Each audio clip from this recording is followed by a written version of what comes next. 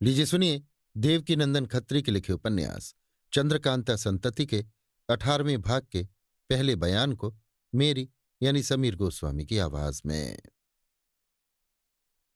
कह सकते हैं कि तारा सिंह के हाथ में नानक का मुकदमा दे ही दिया गया। राजा बीरेंद्र सिंह ने तारा सिंह को इस काम पर मुकर्रर किया था कि वो नानक के घर जाए और उसकी चाल चलन तथा उसके घर के सच्चे सच्चे हाल की तहकीकात करके लौट आवे।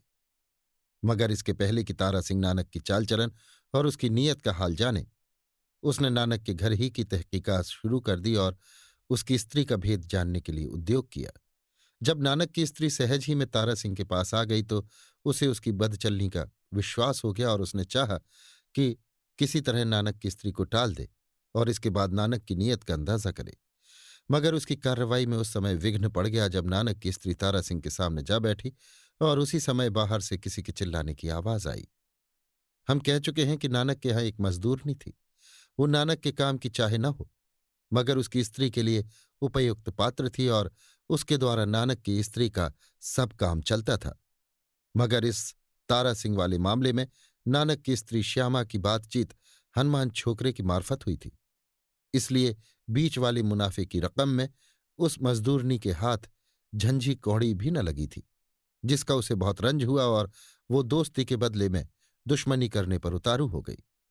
इसलिए कि श्यामा रानी को उससे किसी तरह का पर्दा तो था ही नहीं, उसने मजदूरनी से अपना भेद तो सब कह दिया, मगर उसके हानि लाभ पर ध्यान न दिया। इसलिए वो मजदूरनी चुपचाप सब कार्रवाई देखती सुनती और समझती रही।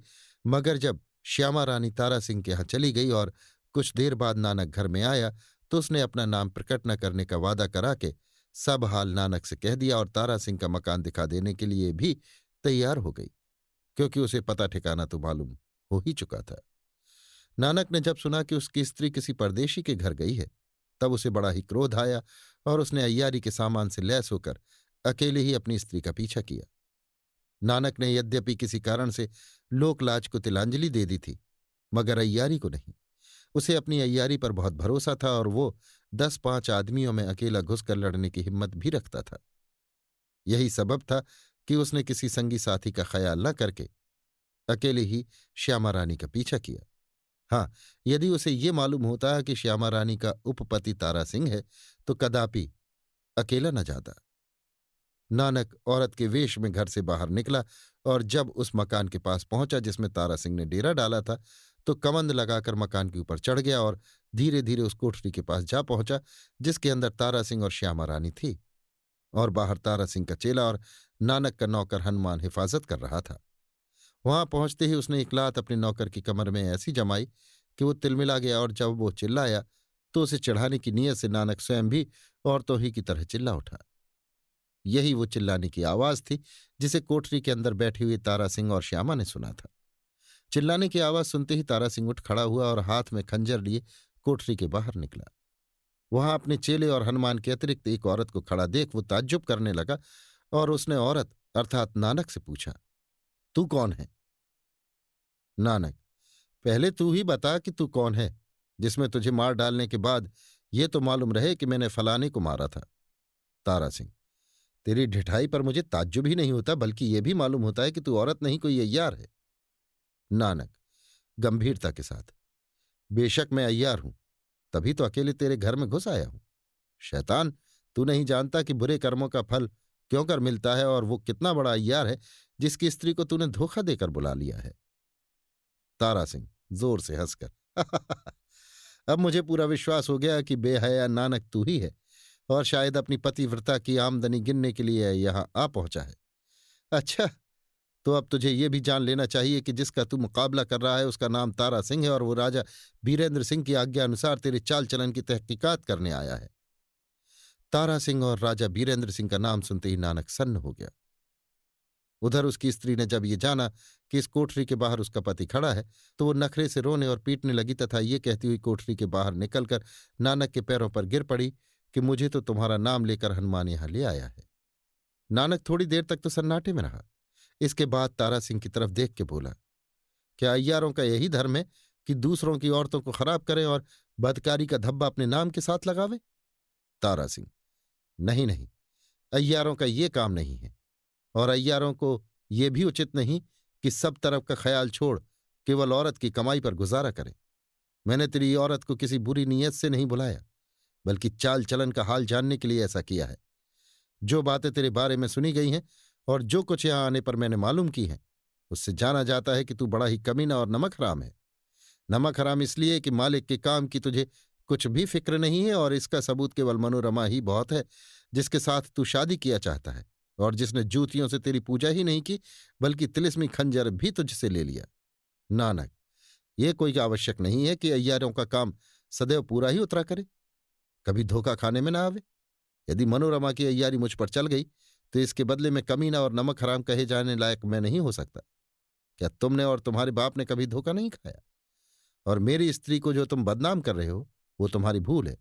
वो तो खुद कह रही है कि मुझे तो तुम्हारा नाम लेकर हनुमान यहां ले आया है। मेरी स्त्री बदकार नहीं है, बल्कि वो साध्वी और सती है। असल में बदमाश तू है, जो इस तरह धोखा देकर पराई स्त्री को अपने घर में बुलाता है और मुझे यहां पर अकेला जानकर गालियां देता है। नहीं तो मैं तुझसे किसी बात में कम नहीं हूं। तारा सिंह, नहीं नहीं, तू बहुत बातों में मुझसे बढ़ के है, और मैं भी अकेला समझ के तुझे गालियां नहीं देता, बल्कि दोषी जानकर गालियां देता हूं। तू अपनी स्त्री को साध्वी सती छोड़ के चाहे माता से भी बढ़कर समझ ले, मेरी कोई हानि नहीं है। मैं वास्तव में जिस काम के लिए आया था उसे कर चुका। अब यहां से जाकर मालिक से सब कह दूंगा और तेरे गंभीर स्वभाव की प्रशंसा भी करूंगा, जिसे सुनकर तेरा बाप बहुत ही प्रसन्न होगा, जो अपनी एक भूल के कारण हद से ज्यादा पछता रहा है और बदनामी का टीका मिटाने के लिए जी जान से उद्योग कर रहा है, मगर तुझ कपूत के मारे कुछ भी करने नहीं पाता। हंसकर, ऐसी कुल्टा स्त्री को सती और साध्वी समझने वाला अपने को अय्यार कहे, यही आश्चर्य है। नानक, मेरे अय्यार होने में तुम्हें कुछ शक है? तारा सिंह, कुछ? अजी बिल्कुल शक है। नानक, यदि तुम ऐसा समझ भी लो तो इसमें मेरी कुछ हानि नहीं। इससे ज्यादा तुम और कुछ कर भी नहीं सकते कि यहां से जाकर राजा बीरेंद्र सिंह से मेरी झूठी शिकायतें करो, मगर इस बात को भी समझ लो कि मैं किसी का ताबेदार नहीं हूं। तारा सिंह क्रोध से, तू किसी का ताबेदार नहीं है? तारा सिंह को क्रोधित देखकर नानक डर गया, केवल इसलिए कि इस जगह वो अकेला था और अकेले ही इस मकान में तारा सिंह का मुकाबला करना अपनी ताकत से बाहर समझता था, जिसके दो चेले भी यहां मौजूद थे। अस्तु समय पर ध्यान देकर वो चुप हो गया, मगर दिल में वो तारा सिंह का जानी दुश्मन हो गया। उसने मन में निश्चय कर लिया कि तारा सिंह को किसी न किसी ढंग से अवश्य नीचा दिखाना, बल्कि मार डालना चाहिए। नानक ने और भी न मालूम क्या सोचकर अपनी जुबान को रोका और सिर नीचा करके चुपचाप खड़ा रह गया। तारा सिंह ने कहा, बस अब तू जा और अपनी सती साध्वी स्त्री तथा नौकर को भी अपने साथ लेता जा। नानक ने इस आज्ञा को गनीमत समझा और चुपचाप वहां से रवाना हो गया। उसकी स्त्री और नौकर भी उसके पीछे चल पड़े। उसी समय तारा सिंह ने भी अपना डेरा कूच कर दिया और शहर के बाहर हो चुनार का रास्ता लिया, मगर दिल में सोच लिया कि कमबख्त नानक अवश्य मेरा पीछा करेगा, बल्कि ताज्जुब नहीं कि धोखा देकर जान लेने की फिक्र भी करे। अभी आप सुन रहे थे देवकीनंदन खत्री के लिखे उपन्यास चंद्रकांता संतति के 18वें भाग के पहले बयान को मेरी यानी समीर गोस्वामी की आवाज में।